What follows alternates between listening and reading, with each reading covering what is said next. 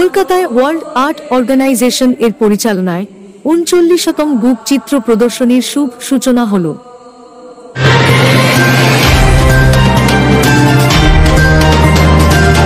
২৪শে সেপ্টেম্বর মঙ্গলবার ঠিক বিকেল ৫:৩০টায় একাডেমি অফ ফাইন আর্টসের নিউ সাউথ গ্যালারিতে ওয়ার্ল্ড আর্ট অর্গানাইজেশন এর পরিচালনায় এবং অর্গানাইজেশনের কর্ণধার বি শেখর ও অলোক রায়ের উদ্যোগে ৩৯তম ওয়ার্ল্ড আর্ট প্রদর্শনীর সূচনা হল।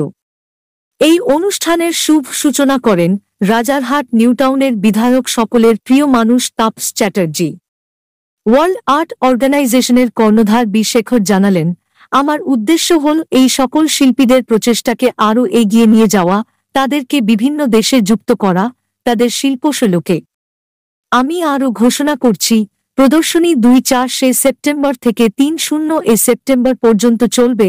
প্রতিদিন সকাল ১টা থেকে রাত্রি ৮টা পর্যন্ত সকল শিল্পী ও দর্শকদের দেখার সুযোগ থাকছে। রিপোর্টার সমরেশ রায় ও শম্পা দাস, কলকাতা।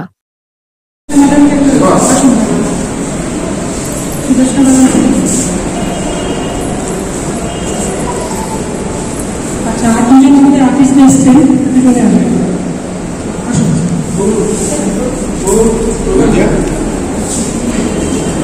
প্রথমবাবু এসে গেছেন।